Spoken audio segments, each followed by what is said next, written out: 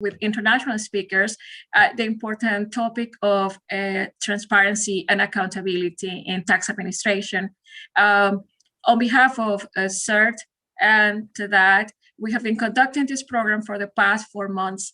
And today in our closing session, we have the privilege of having with us two taxation experts, tax administration experts, to address this topic.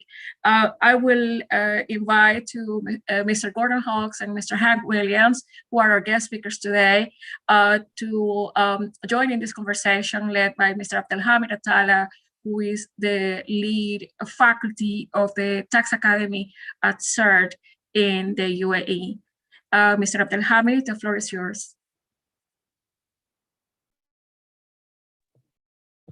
Great. Thank you very much, Dr. Grace, and welcome everyone. Good morning, good afternoon, good evening. And first of all, I would like to say Happy Diwali to our friends in India and all over the world who are celebrating it. Wish them all the best. Thank you for attending this session. We have with us today members of the TADAT Secretariat. And we have also members of the UAE Federal Tax Authority, Ms. Saida Kadoumi and Ms. Angela Veed. Ms. Saida Kadoumi is the Senior Tax Policy Advisor at the Federal Tax Authority and also an accredited TADAT assessor. So it's very interesting. I'm sure we'll all enjoy today's session. We have with us two great tax experts who have kindly agreed to join us today and share their expertise and knowledge about today's topic of accountability and transparency. We have Gordon Hawke from Canada Revenue Authority, where he's worked a very long time, substantial time, and currently is also an expert with the TADAT Secretariat, working on tax authorities on improving performances. And we also have Hank Williams, who is responsible for corporate and strategic affairs with the Jamaican Tax Authority. And he's been working on this topic and also with the TADAT Secretariat for quite some time now. So thank you both for joining us. I will give you the floor to basically give us a brief background on description of your background.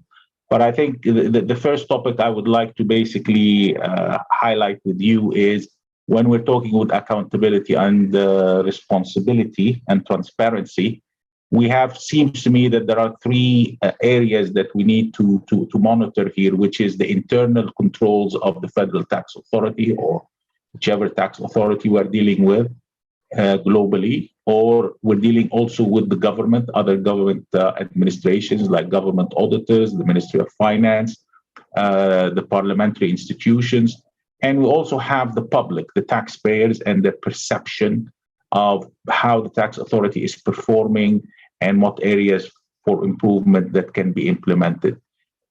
In your experience, where do you see this sort of is it like a third that should be dedicated to it, or which area is far more important than the other?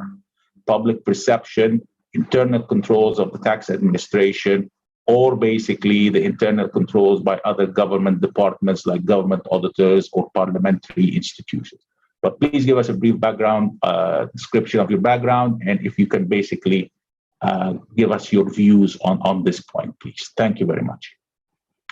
Let me go first. You guys decide, maybe Hank, you want to go first, and then maybe Gordon? Sure. Thank you very much, Ahmed. Let me first thank you, Dr. Grace, and your team for the opportunity to be here.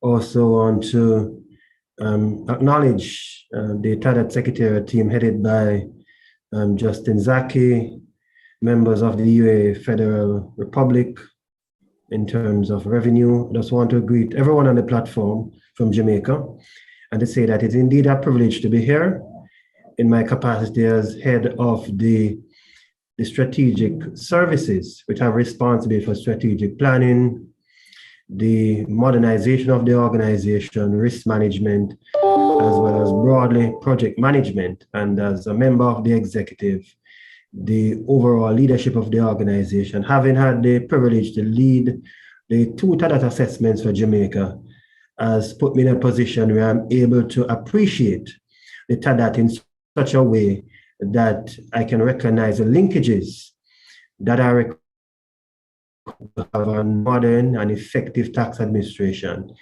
I would say in terms of the question that was posed, it's important to recognize, especially in the revenue administration, that accountability is key. And key to that accountability is ensuring that there's proper oversight. For example, in our case in Jamaica, we have a very robust system where the Ministry of Finance has the leadership in terms of the organization. There's a board of management. There are entities for which we're accountable, the accountant general, as well as there are other organizations that deals with general internal governance, for example, Integrity Commission, that ensure that our operations operated in boards. That's very critical, and we have pride ourselves in terms of ensure that we meet the requirements in that regard. Internal control is also critical. We have a very robust internal audit team, and most important, I believe that leadership matters in the organization. Leaders have to ensure that we have our own internal controls in terms of our effective planning and ensure that resources are managed also in a very effective way. The public perception is something, for example, when we did our TADAT assessment in Jamaica, we fell down and we have not done a public perception survey. And it's very important, especially as we have to ensure that we understand the reasons why persons comply and non-comply, because that can help us also to better maximize on our revenue generation. So that's what I would want to start with now. I will now allow Gerd to give his views on the question that was posed. Thank you. Good evening, everyone. My name is Gord Hawks. It is a distinct pleasure to be here. Thank you, Dr. Grace. Thank you, Abdel and Hamid. It's tax.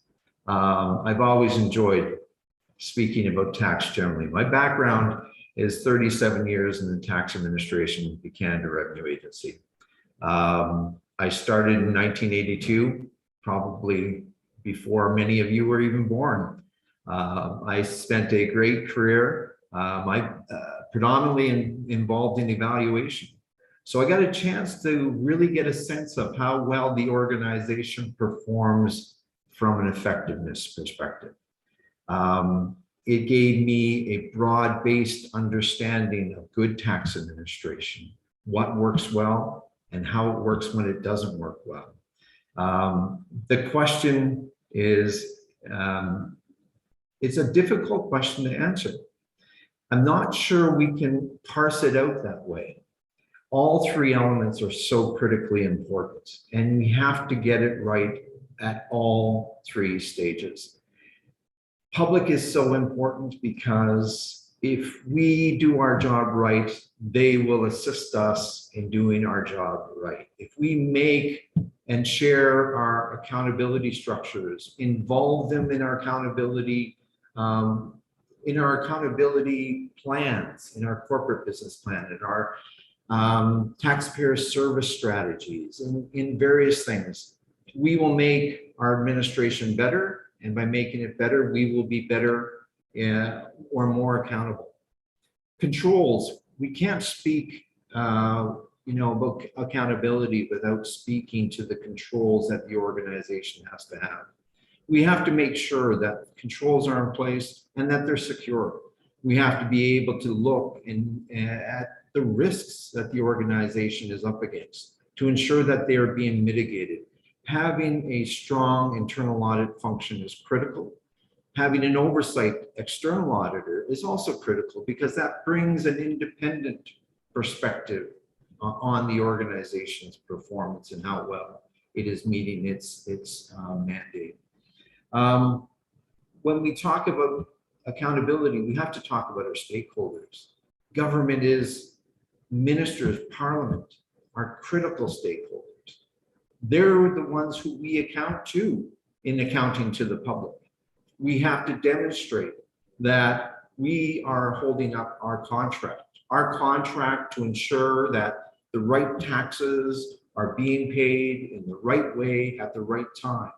And it's through various accountability processes. Our corporate business plans, our strategic plans, our compliance improvement plans, our operational plans our strategies. These are all ways that we show and demonstrate our accountability. And we have to demonstrate that transparently so that we can build the trust and demonstrate the integrity of the institution. Thank you for the question. In that sense, if we break it down to each one of the functions, we have the internal controls, we have the public oversight from the government, and we have, for example, the public's perception.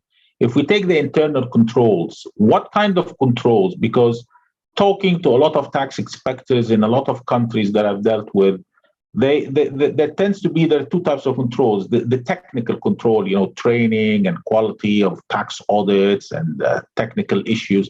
And then there is the ones dealing with integrity, anti-corruption, etc.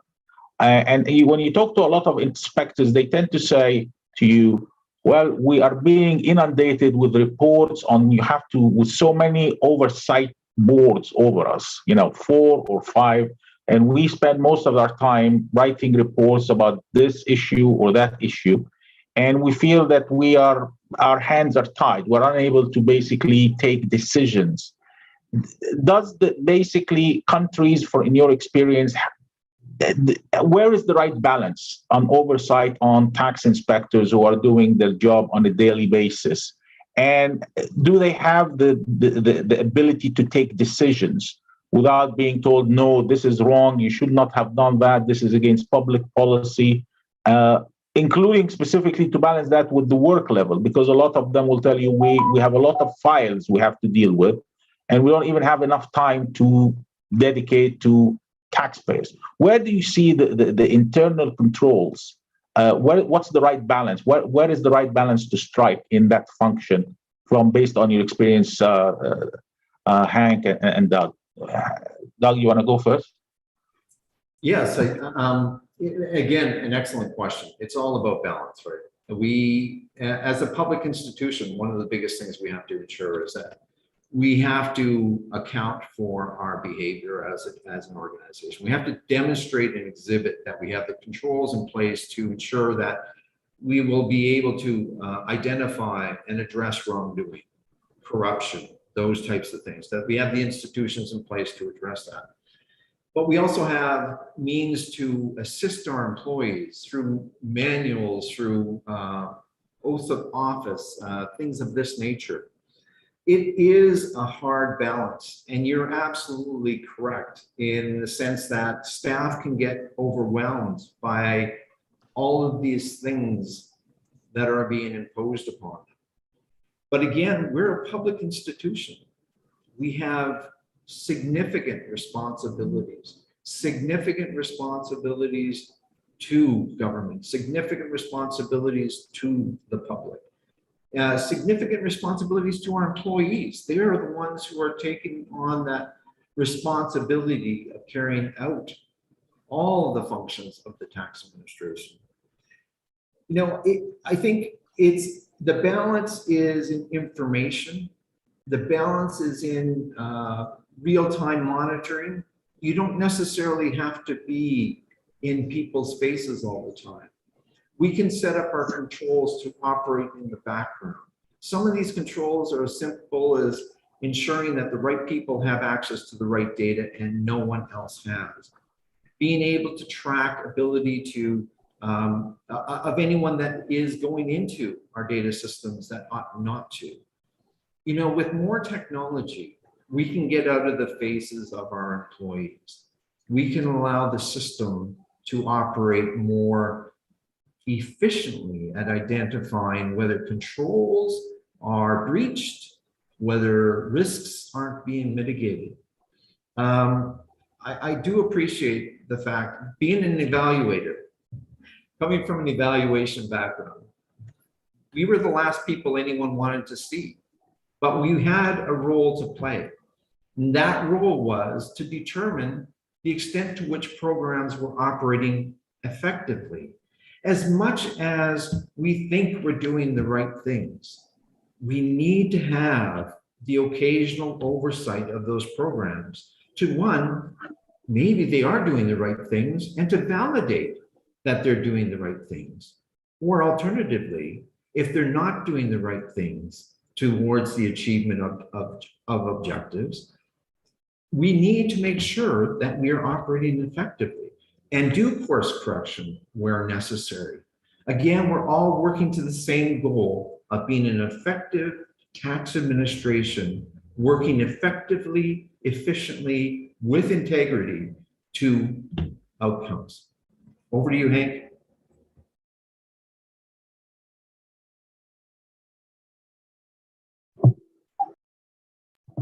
Hank?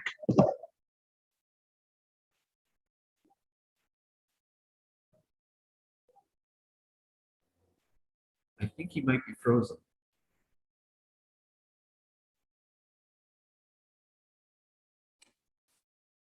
Okay. Thank you. Hello. Yes, are you hearing me? Because I got dropped off a while ago. Thank you, Gord.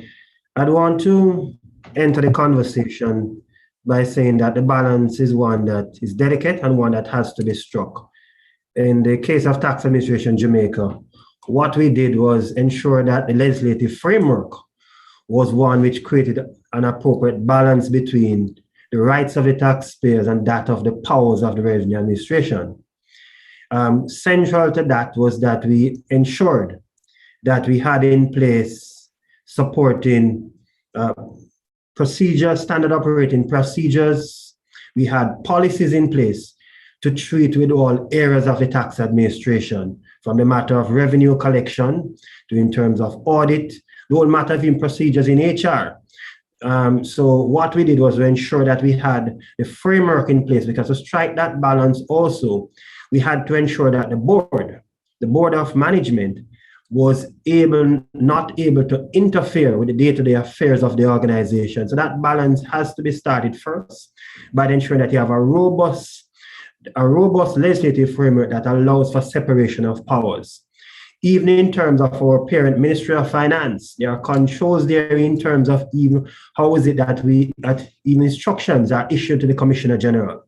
That also is critical. So the legislative framework has to be guided.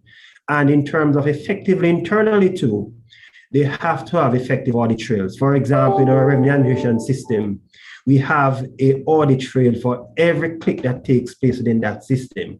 So again, that is important in terms of striking that balance, even in terms of how is it that we deal with disputes. Again, these are critical matters too that has to be addressed. So the balance has to be struck, and we have to ensure that the right people are in the right place. And that's why the linkages in TADAT are so critical, because even when we look at our HR risk, which is in the POA 2, it's critical, also central to POA 9, because again, we have to ensure that the HR risks we have in place, for example, our competency framework, which is critical to manage, our training plan, all these are critical. So the TADAT provides the basis for us to look comprehensively at the organization and ensure that accountability framework is preserved at all stages. So that's what I want to add, that balance has to be struck again. And I cannot overemphasize the importance, for example, of using the support from the level of senior management has to buy in and ensure that effective linkages are connected across the different POAs to ensure that you have an effective and efficient organization. Again, critical in what we do as we look at the whole matter of political economy, we have to ensure that we build trust in the revenue administration, which will help us to ensure that we maximize our revenue collection and also the integrity of the system which we operate within. So that's what I'd want to add to what Gerd has put on the table so far as I try to address this question. Thank you. Thank you very much, gentlemen. I think you raised a very important point, Hank, which is the interlinking between the different POAs. It's not just one POA that you can pick on and just focus on. I think all of them work together and interlinked. All of them you have to have strength in all of them for it to be a successful process. And I think that's really what we've seen through our work and through our training and through the discussions we've had with the tax experts from other tax administration. And it's confirmed today that the interlinkage between all POAs and all the point rates is extremely important. So thank you for stressing that point. Now, as far as we're looking at the POA today, one of the things that is raised also is the public perception and the public surveys by the public. What methods have you seen, based on your experience, that has been adopted by the different jurisdictions that you've dealt with in basically getting public surveys, and how it is documented and how it's acted on? If you could share that with us. I mean, there is always the internet, but what variety? Because I think that you need to have a variety of public surveys rather than just using maybe one or two methods. If you could share with us what other jurisdictions are using to get public surveys, that would be grateful. We'd be grateful for that. So, Gordon, do you want to go first? Certainly, and this is a very important topic because you can be passive or you can be active or you can be both in this space. It's important that we understand how well we're performing from the perspective of the public. To do regular surveys of your client, generally, census surveys, is critically important because it gives us a sense of, are we doing the right things in the right space? And to what extent is the satisfaction, the public satisfaction with respect to what it is that we're doing? And you also want to ensure that those surveys speak to potentially your tax types, right? And potentially your segments. So what I mean by that is a personal income tax, your PIT participants may have different perspectives on the service they're getting than your corporate entities.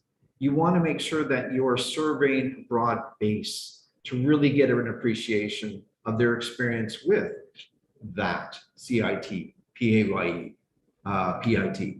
You want to also look at, are the small businesses getting what they're wanting, or not so much what they're wanting, what they need and what their reaction is to the service provided. We also want to look at, we provide information through multiple means. We have a website, have a survey after the person visits the website, pop-up surveys to get an appreciation of, again, did they find what they were looking for? When we look at telephone inquiry service, we have at the CRA an opportunity for the party that called to participate in a survey relative to their experience with that inquiries officer. So that gives us a sense, again, are we answering the questions? Are we providing timely service? Was the response provided in properly explained, properly understood, properly pursued? So there are a number of different ways of getting that information back from that perspective. I want to take one further step. There's also the use of the public in the development of forms, letters, other means of where we interact with the public to make sure that they understand what it is that we're asking for.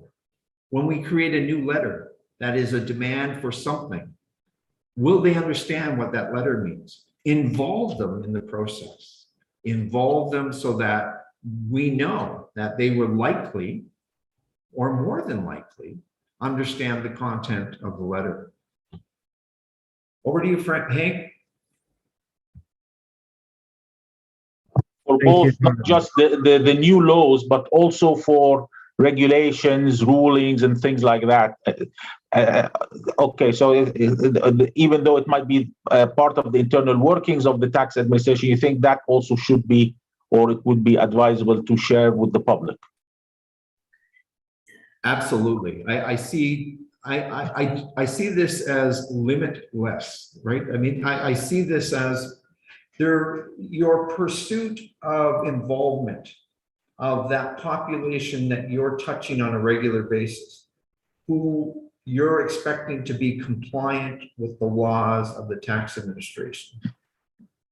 there is no, I think what we want to make sure is that we involve them to the extent possible. We want to ensure that transparency. We want to ensure that we get it right. And more importantly, we want their participation.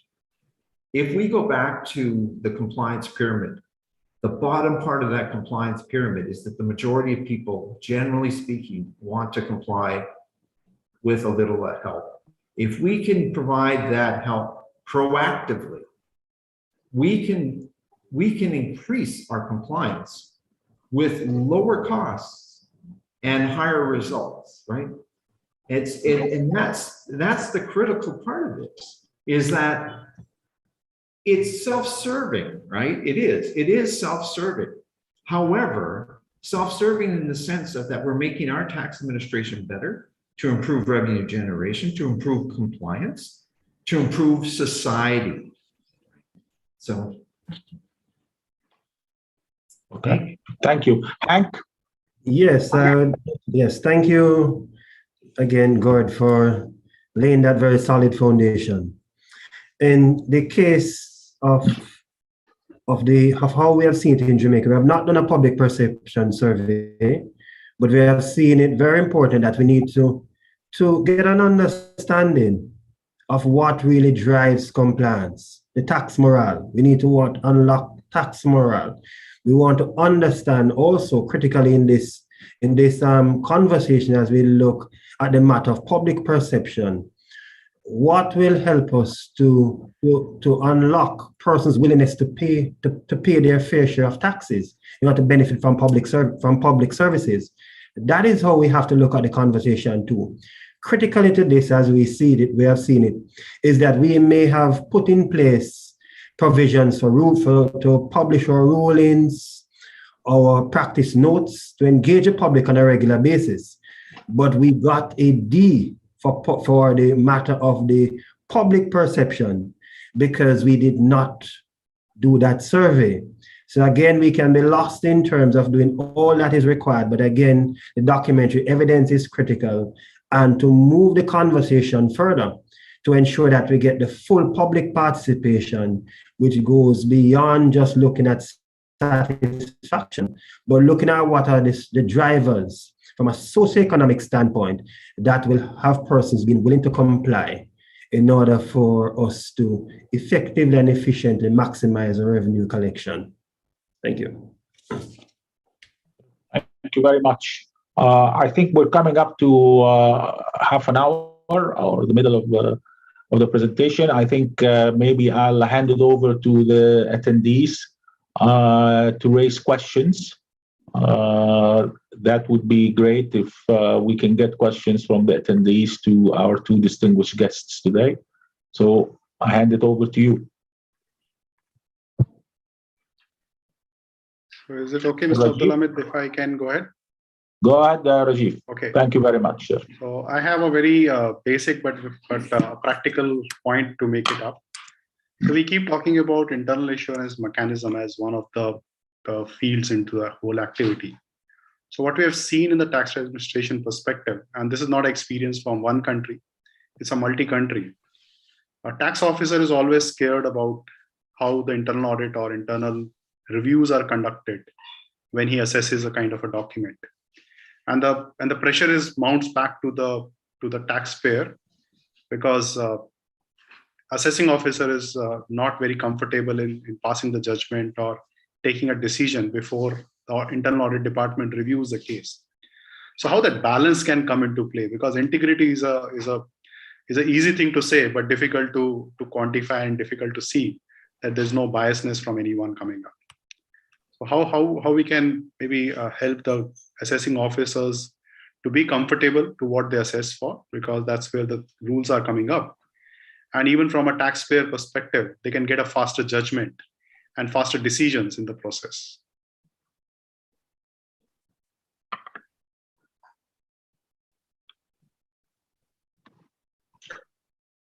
Gordon, Hank? Hello, Gordon, of course, and then I will. Yes. So I think a large part of this is it may, and again, it may come down to Are we providing adequate training and adequate resources to our employees to allow them to do the job to the extent that they need to? Do we have the right controls in place so that it's not that they have to be monitored at every stage, that the controls are there, and if the controls are breached, yes, we can identify the issues. One of the big parts of allowing our employees to do the job that we hire them to do, quality review, quality assurance is helpful in the sense that it provides an overarching sense of how well the program is doing without necessarily looking at each individual employee. It gives us a sense of, are we doing the right things in the right space, in the right way? And then it also allows us to do the course correction that we need to do, right? So for example, quality assurance or quality review is identifying certain problems with certain files or the approach that we're taking with certain files. It allows us to take the corrective measures so that that issue is addressed across the board. Again, it's a matter of ensuring we're giving honestly, I think it's a matter of ensuring we're giving our employees the tools to do the job, that we have as much as possible passive controls that are important, and that I guess what I want to say is that the controls are in place, they're being monitored, but we're not necessarily looking at the operations of that particular person, whether assessor, whether an auditor, on a case-by-case basis. Yeah, I think that's as much as I'd have to say on that. Hank? Yes, I'd go to say that I do agree that the matter of training is important. In our case, we have determined that we have to do constant retooling, have to have a training plan, and in some cases, a competency framework, because sometimes we have to reorganize too. Critical to that, as we look to coming out of TADAT assessment, we realized that we also needed to look at a more strategic look towards HR. Again, the way in which we operate has changed. And critical to that too is sometimes separation of powers. We have had to separate, based on the excellent advice received from TADAT, we had to separate our audit from our objections. So again, that also builds some integrity, some trust in the process, and primarily in terms of the systems that we have, how do we utilize those systems to get those control that Gert spoke to, and to ensure that there are meetings, there are regular sessions in which person can exchange ideas. And again, engagement with the public is critical. In tax administration in Jamaica, what we did was that we had what we call a management speaking reviews, where we actually had our senior management speak to various groupings. And again, that builds some level of confidence and trust, in addition to have the certainty of the practice notes and the decisions that would have come out of changes regards legislative changes. It has to be a consultative process. And again, it has to look on the organization in a holistic way to build that level of trust and integrity in the system. Thank you. Thank you, Hank. I believe, Angela, you had a question you wanted to ask the panel? Yes, thank you so much for the opportunity. Thank you, Angela. I think my main question is, you mentioned that the public perception is very important. I couldn't agree more. I think one of the questions or practical questions I have is, there are so many types of surveys that one can do, but how do you determine the efficiency of those surveys? How does it relate in practice that you can actually change systems? Maybe, Gordon, if you have some examples. I know one of the surveys we've been speaking was just a general perception of the tax authority. But if I look at the process from the time that it's been sent out and you get the results, can you perhaps give us some examples of how tax authorities have used that information in order to either improve forms, for example, as you mentioned, or letters? I think just an overall practical experience in that. Thank you. Thanks, Angela, and hello. It's been a year, I think, since we did the TADAT training.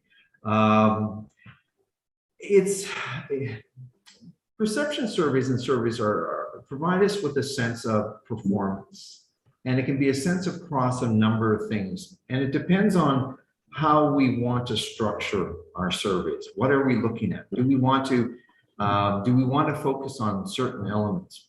The responses we get to the surveys should never be used in isolation of anything else. And what I mean by that is that the survey is sort of a quantitative/qualitative indication of how we're performing, but it also should be used in with regard to other indicators of performance. So say, for example, we're asking the question about satisfaction with telephone inquiry services. Say the response from the public is showing that the satisfaction level is very low. It could be around timeliness. So we have that one indicator that says the public is not happy with the service by way of the survey. We then need to look at what is the service that we're providing? What is our performance like from an internal perspective? Build up a means to triangulate findings so that we can better address what the survey is identifying. One of the things that we do with surveys is surveys can be dangerous in the sense that if we rely only on the survey information, we may be reacting incorrectly. If we don't pursue the responses, especially those areas that are of interest to us or showing that we're not doing something well, if we do not do a follow-up with that survey, possibly through focus groups, and also through examination of our own data, we could be reacting incorrectly. One of the things we try to do at the CRA is to do the follow-up focus group sessions, to ask the public, what is their interpretation of the result? What is this result saying? And then, again, to marry it against the performance that we're seeing within the organization. And this can relate to all aspects of that perception survey. But it's, and the other part of it is, the survey should be replicated on a regular basis to see how performance is trending. Is it trending up? Is it trending down? And the trend is also very, very critical in determining what action we should be taking. You know, I just want to say one thing, that the commissioner, our commissioner came in 2017, I think 2016, 2017. And one of his statements to us when we were looking at our organization through the lens of whether or not it is a world-class tax administration, because he had heard this term being bandied about and wanted some documented evidence, some data-supported evidence on our performance. And the one thing he was very critical about is that, you know, we can be world-class with our TADAT scores. We can be world-class in using other metrics. But if we're not world-class in the eyes of our citizens, we're not world-class. And again, he came back to us and challenged us on the basis of, you know, are we involving that public enough, and are we using the results in the right way? Engel, I hope I answered your question.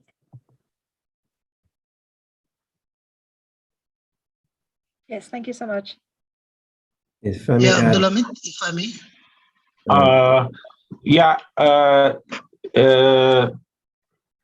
We have questions from the floor, but why don't you go ahead, Girish, and then we'll go. We have questions from the floor and from the audience, and also from Ms. Saida Kadumi. So, Girish, floor to you. Thank you so much, Abdulhamid.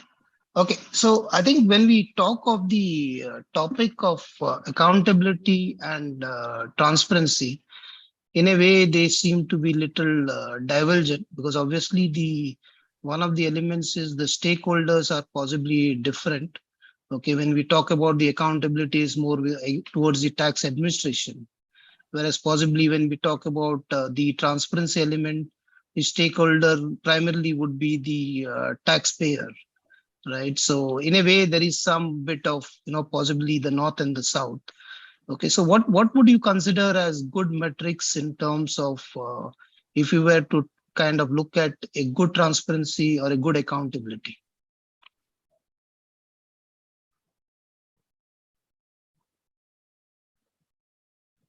Hank, do you want to go first? Yes, thank you. Thank you for the question. In terms of the accountability and the transparency, I would use the word again. I think there has to be a balance. I think it leans on both sides in terms of transparency. You'd want transparency on the operations of the revenue authority, that things are clear, persons are able to be able to familiarize themselves with procedures of the tax administration very easily. So in terms of a matrix that I am looking on, and also for accountability at all levels, it's both in terms of the revenue administration, in terms of the matter of the oversight, in terms of the political directorate, in terms of ensuring that we meet. So I'm finding it very hard to basically disaggregate the two in terms. I believe that the two are at the level where transparency and accountability is required by all parties. Critically, in terms of how I'd see it, again, it goes back to looking at the interlinkages across the different POAs. It's not something that is linked in one to one PA. I think it's something that we have to look on across the organization, because you'd want accountability, for example, in terms of how you deliver your basic services, in terms of taxpayer education services, your audit, your compliance. Again, it has to be looked on in a very holistic way. Accountability also and transparent in terms of even how you manage revenue. For example, how is it that you treat with, for example, refunds payments? So again, it requires a multiplicity of strategies that requires looking at the linkages that exist across the different periods. Something that we have realized, for example, in Jamaica, that we need to do, that we need to take a closer look at how is it that we examine those linkages, because we may be doing good in terms of effective oversight, but internally we need to strengthen what we do. And also, how is it that we engage the public? For example, we have not done a public perception survey, but we have seen the need where we need to make ourselves be more accountable to the public in terms of the service that we deliver. And as Gerd alluded to earlier, it's important that we also do our internal checks and balances, because, for example, our customer satisfaction survey indicate to us that the wait time for various services was longer than what actually happened. A lot of persons would have dealt with these surveys who have never had even attended to receiving service at the tax administration. So I believe that the balance has to be done by looking very closely at the linkages across the different POAs. That's how generally I would relate to that question. Thank you. Excellent. Great. Thank you. I have a question here from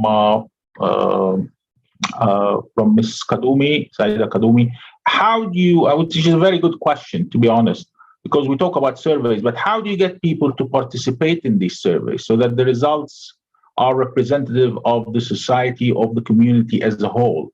There seems to be a tendency, yes, we can make surveys, but you'll find that the response is maybe 10, 20% of the emails or of the surveys that have been sent out. How do you basically make people basically answer those surveys so that we can get a representative answer rather than just maybe a small minority responding to the surveys? We'd like to get like something like 80 or 90% responses. How do you basically, based on your experience, how do we encourage people to respond to these surveys? Maybe Gordon, you want to take this question? I can give you Canada's approach to surveys. We use external parties to do our surveys, those that have the experience in being able to ensure that we have a census base, that the right population is being considered, that we're even formulating the questions in the right manner. Because again, it's a level of expertise that we may not have in-house. The other part of it is by being created outside of the organization, we're allowing that to be an independent appraisal of the organization so that we're not seen to be driving the agenda. We can provide a general overview of what we're looking for, what types of, what services we're looking to get feedback on. But insofar as the actual composition of the survey population, but we can drive who we want to talk to. If we want to talk to small business, or we want to talk to a representative sample of personal income tax participants, we can give that instruction to the survey company. But we, as a tax administration, more typically will farm out the responsibility to a private company to do that. And again, they're better able to determine things like participation rates. How do you ensure that you get the participation rate that you require? I can tell you that from an evaluation perspective, we've completed our own surveys and tried to identify populations that we want to address. The process again is trying to determine how do we select and from what data sources are we selecting, and then what makes a representative sample. So these, as I say, are things that you want to ensure that those that have the experience are the ones that are probably best suited to do it. I know with respect to the TADAT, we're looking for external parties to conduct these surveys. And again, it speaks to the independence. Thank you, Gordon. I think Azim, you also had a few questions you wanted to ask, and then we'll go to Mayank, and then we have a question from the public audience. Yeah. Azim? Yeah, hi. Thank you. Thank you for the opportunity, Mr. Abdul Hamid. Yeah, I basically, with a new tax system like we have here in the Middle East, and most countries in the Middle East are just launching into taxation. One of the questions in getting the public perception is how, we've seen surveys sent out here, and they generally have you answer multiple choice most of the time. You don't really give an opinion. But if you were, how would a question address integrity specifically? Because accountability, fair enough, because there's oversight, but integrity of decision making, especially when it relates to POA 7 dispute resolution as well. How do we determine whether we feel we're getting fairness? Yeah, Hank, maybe you want to go with this one? Yes, I definitely. Thank you. Just to say, in terms of the surveys, surveys are done for us similar to the Revenue Canada, where we get an reputable, independent as well as experienced person to do it. The surveys would have been one in which would have used persons who would have had experience in terms of conducting various polls in our country. In terms of the integrity, a big part of this we have not done a survey that have dealt with, for example, timeliness in terms of dispute, in terms of resolving disputes. But in terms of the work that we'd have done, we'd have worked with our partners, Revenue Appeals, a separate entity, to get from them, and also in terms of other stakeholders, in terms of what are the turnaround time. We have implemented a new system. In that new system, as we have separation of powers, we also looked at how is it that we can look at a time and motion survey that we have thought about, to be able to see what is the best time to complete those. We have had looked at outside of the survey to look at international best practices. What is time in terms of which a dispute should be completed? What are the different stages? For us, for example, for our VAT, we have put in that legislation some critical timelines on the responsibility on the part of the revenue administration, responsibility on the part of the taxpayer. So again, it has to be complemented. Look at our systems. Our legislative framework can help us. And again, quality review plays a critical role. Quality review should look at the cases, should also survey internally. So that will allow us to basically be able to look at the organization both externally and internally to get that balance in terms of how is it that we assess our performance. I hope I have. Thank you, Hank. Sorry, go ahead, Gordon. If I could just add to that, one of the things that the CRA has moved to is to assess the empathy of our tax auditors, recognizing that how we treat the taxpayer can impact whether or not that assessment may result in an objection. What we have tried to do is provide the taxpayer with a survey, an exit survey, where we ask questions that are more around how the auditor treated the taxpayer. For example, we may ask, did he listen to your concerns? Can you rate it on a Likert scale, 1 to 7? To what extent did he listen to your concerns? To what extent was he, were you fairly treated? Now, again, these are things that they may dispute. They may not like the fact that they were assessed, but what we're trying to get into the space of is how that taxpayer was treated by the auditor. So this speaks to the integrity of the system, right? No one likes to be audited, but anyone that is audited ought to be treated with empathy, fairness, and so, and other things that we think, another thing is, were things explained clearly on a scale of 1 to 7 or 1 to 10 or whatever it might be. So there is a way of ensuring that we raise the questions that speak to integrity without necessarily being confounded by the fact that the individual or business is being audited. I think, again, Abdelhamid, we were talking earlier about sharing experiences. I'm absolutely certain that the Canada Revenue Agency would be more than willing to provide some insights of what they're doing in this space of empathy and integrity assessment.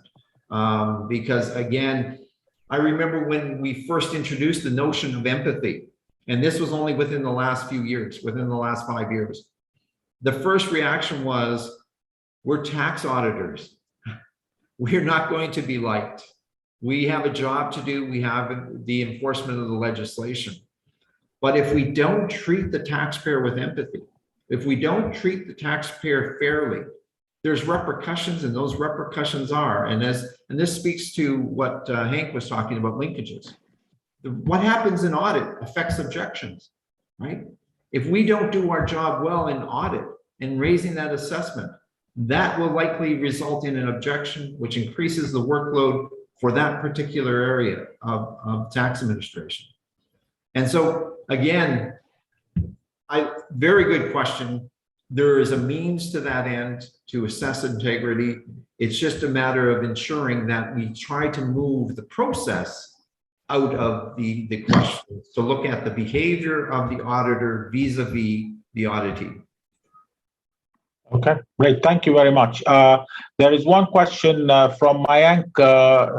I mean, I'm basically, it's what other means to assess transparency and accountability other than surveys of, that you do with the public or with the stakeholders? Are there any other means that can be used other than surveys?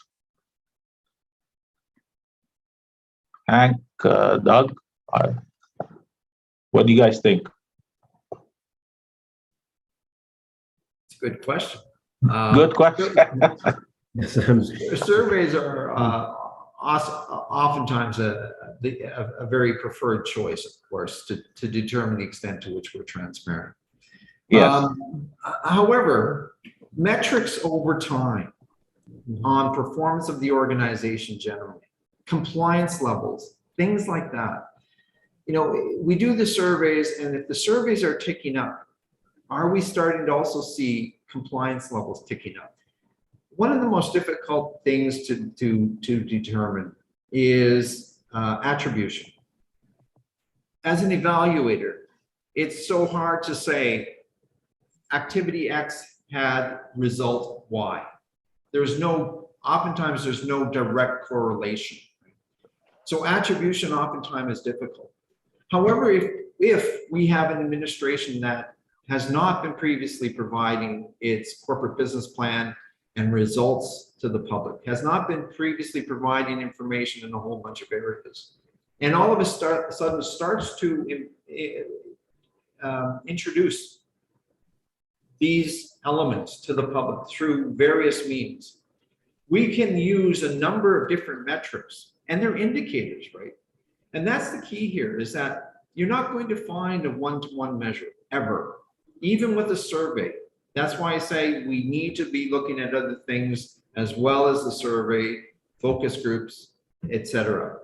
And again, a focus group is a perfect opportunity too. It's a perception, it's qualitative, it's more anecdotal, but focus groups are very valuable means of determining whether or not we're hitting the right stride in the right area. Those are just a couple of things. I wish I could give this even more thought, because I know I'd have a more clever answer, yes. But that's really what I have at the moment. Hank? If I may add, yes, thank you. Because in our case, we have also looked beyond the scope of surveys. For example, testimonials. In terms of persons on this, we have monitor a social media platforms to look at persons' feedback in terms of the service, in terms of issues that they have had with our operation. That again is part of the whole matter of integrity. Would have had case where we have interviews, for example, persons would have asked to speak to us on various matters, would have been in the public domain in terms of treating various matters. So again, in addition to that, testimony is critical. For example, we have outreach activities, and at those outreach activities, we ask persons to give their views on our services, and we have more or less an open line in terms of persons could basically send their feedback. For example, in terms of we have our e-services, we allow for persons on that platform to anonymously submit their feedback in terms of the service, what is their perception. We also have in place a whistleblower legislation in Jamaica, which allow persons to provide feedback. So there are various avenues for which we can get information on the integrity of the operations. And again, it's very important that we look at our taxpayer service. I see, I'm just reminded here, for example, in tax administration in Jamaica, we have client relation officers who deal, for example, large taxpayers and ensure that we get their feedback on a periodic basis. These persons treat their accounts as well as ensure that they are properly served, and in terms of any views that they have, they can make that available to the tax administration. So again, testimonials, interviews, also methods that could be used too. Thank you. Yeah, I think also we've seen that in the UAE, for example, we do have client relationship managers program, which works very well. And we also have a new tax consultative group of the tax agents, which works with the FTA and the leadership of the FTA, His Excellency, the Chairman, the Director General, Mr. Khalid Al-Bustani. So I think that there are different methods. Focus groups also works very well. I think it does very well. So I think, other than surveys, yes, I think that works well. We have a question from the public, which is, how about working in silos? I think that's always a question very dear to all our hearts. How do you think silos, in your experience, can be broken down so that we can deliver? Because as you said, we have the POs are all integrated. There are different departments, there are different stakeholders inside the tax administration, outside. How do we deal with the silos and break them down in that regard? So I'll give it to you. The audience wanted both the opinions of Gordon and Hank. So I'll give it first to Gordon in that regard. Yeah, it's interesting. And when we did our TADAT assessment at the Canada Revenue Agency, we were a bit confounded by what the scores meant. And we knew relative to the dimensions and the indicators what the scores meant, but the overarching perspective, what do these scores mean to us? And we started to examine our D scores specifically, or our lower scores specifically. And two particular areas that jumped out at us was arrears management and disputes resolution. And we stopped to think about, why do we have low scores here?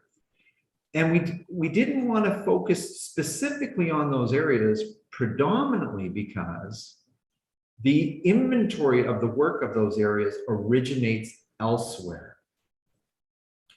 Objections originates non-filer program, the audit program, non-payment program.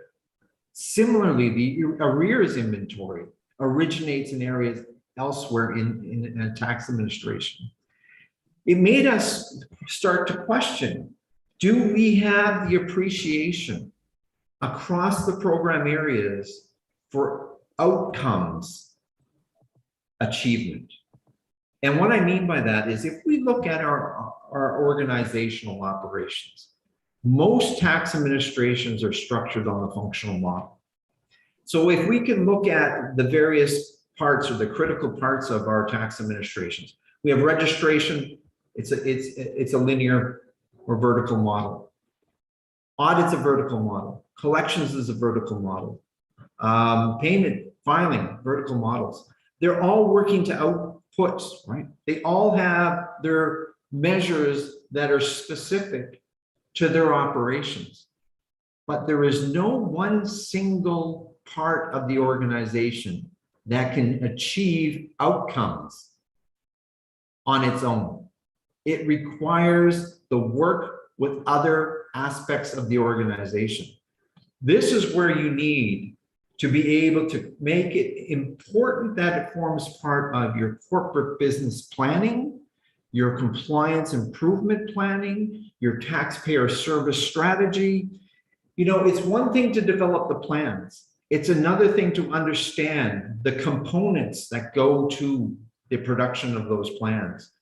The elements being your taxpayer services area, your audit area, your non-filer, non-payment area, your audit, basically the various functions. They have, and I'll say this again, they have to work together horizontally in order to achieve outcomes. There's no other way you can achieve outcomes. So it is one of the most difficult things, I think, in tax administration to break down is those silos. But it has to be built into performance agreements. It has to be built into the corporate planning. The corporate planning process cannot just be a process to achieve an output, which is the plan. The corporate planning process needs to fundamentally understand the component parts need to work together to achieve the outcomes of that organization. In the drafting of our report, our TADAT report, which is not a typical performance report for the TADAT, but what in the concluding section, we said each of our poor performing scores were actually telling us that we were not performing well horizontally, and that in order to improve, we needed to better perform horizontally. We're not going to focus on the D score in dispute resolution specifically. We're not going to focus on the poor score in arrears management specifically, because we recognize those are bellwethers. Those are the things that are telling us that they're symptomatic of the bigger systemic issue within the organization. And in our organization, we recognized it was horizontality, the means of breaking down those silos. Hank, I talked too much. Over to you. No, you were right on point. I'd want to add to say that what we have recognized in our situation is that we have to empower each staff. I believe that every level of the organization has to understand how do they fit into the bigger picture. And that starts from, in terms of leadership, understanding that we have to cascade our objectives and our strategies right down to the staff who is not in the core taxation, but even the regular persons who are basically on the front line, that they understand how they fit into the bigger picture. How do we translate the objectives of the organization into the individual performance measurement indicators for individual staff? In that regards too, what we have seen is that we have to, for example, look, for example, at compliance. We have to have cross-functional teams in order to get the objectives done.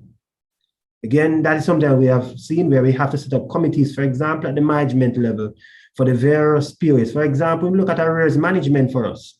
It cuts across different functions of the organization. So it cannot be achieved by only one team. For example, there is the matter, for example, of collections. There is matter, for example, looking at it, there may be enforcement activities need to take place. Or there we may be to step back to look at in terms of having how do we have the right legislative framework in place to treat it various. Again, it takes more or less a working across different functions, empowering persons. Let they see how they fit into the bigger pictures. Because as we have this saying in our tax administration, that teamwork makes the dream work. So we have to break down those by having multifunctional teams. And in our case, what we have done, for example, on some floors, is to put all the teams on one floor so persons can speak. So in terms of how is it that you even look at how you structure your organization, that again helps to break down some of those silos. So that's what I'd add to what Gaurav said for. Thank you very much.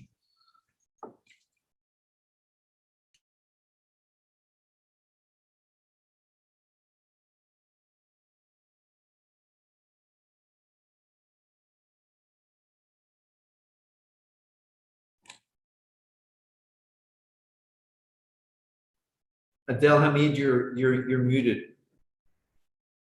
I'm just saying we have Dr. Patience with us, and we had a presentation before. Maybe you want to pitch in with a comment that you had, Dr. Patience. Thank you so much, Dr. Teller.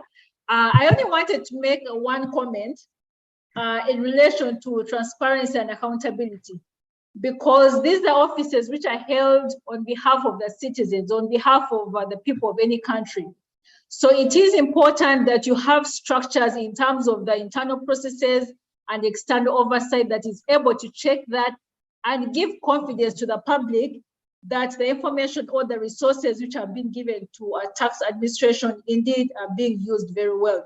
Because ultimately that has an impact on voluntary compliance, and ultimately it is building the trust with the taxpayers, because trust again is very key.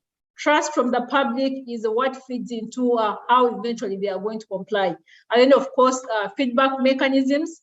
And this can only be done if we are able to demonstrate that the feedback that we have got has actually been used. And this could be maybe in terms of reviewing processes or amendments of the law, but to show that indeed the taxpayers have been listened to, that their feedback indeed was very critical in terms of how that can be organized going forward. I believe that things like that, initiatives like that, can help in bridging the gap between the taxpayers and improving on the transparency. Thank you so much, Doctor. Thank you, Dr. Patience. I think we're coming towards the end, Dr. Grace. I think we've had a very informative discussion and very constructive. If anyone has a final question they would like to share or a comment, but it's been very informative to me and learned a great deal from it.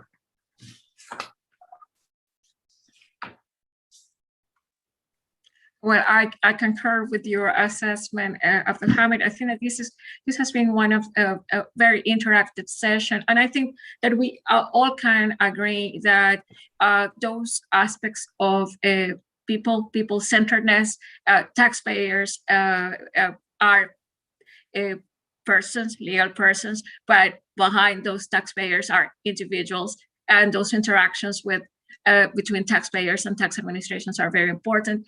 We have also learned that structures have to be in place, that a strategic mindset in the tax administrations is key to ensure that all these mechanisms of transparency and accountability are true and genuinely implemented in the entities. With all these conversations that we have had today, and some of the mentions to the linkages to other dimensions of the TADAT framework, I think that we have had an excellent closing of the journey that we started 4 months ago with the 6 participants that we have right now. This was a pilot initiative that we undertook with the TADAT Secretariat to start building capacity in tax administration good practices in the UAE.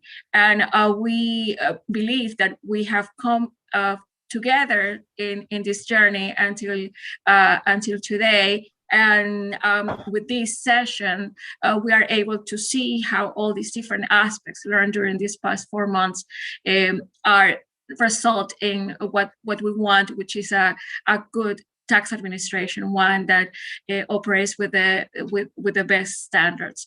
I will hand the floor over to Mr. Justin Zak, who is the person who has made possible these conversations with the experts in this past month. Mr. Justin. Well, I mean, this is Team TADAT, Team CERT. Thank you very much, everybody, for being here. All those very patient experts and guests who have come onto this forum to speak to us, to tell us about their experiences, what works, what does not work, silos or otherwise. I have many stories about silos, but I won't go there. I won't go there. But what it tells me, and some initiatives that are being started, the conversations should not end. Sometimes we take too long. And once we establish these networks, even if it is a 30 minutes chat, I can tell you that in the East Africa region, and that included Cameroon, Uganda, Kenya, Rwanda, and others, there was a conversation last week. It was so rich. Hank was there as well. And so Jamaica and all the others came together and we're discussing particular topics. Now, out of that conversation, new topics came through. And so new topics came through. And there's another one in a fortnight's time on risk management, you know? And people who have implemented electronic fiscal devices are saying, others are ahead of us. How do we do this and that? Simple chats. Dr. Grace, are you game? Abdel Hamid? Always. I mean, and it's so productive. So productive. You don't have to wait for a year or 6 months or these formalities and so on. I'm very passionate about these things anyway. But thank you very, very much. I just put in the chat that we developed a paper using machine learning, algorithms of linkages. God was part of this whole process. In fact, the inspiration of horizontality, linkages, silos, came from Canada Revenue Agency. And out of that assessment that God headed in the Canada Revenue Agency. So we've come from very far. We've used algorithms that have been validated by over 40 tax administration officials, serving and otherwise. Oh, it is so rich. And I know that Dr. Grace distributed this paper to you all. Have a look at it. It's a living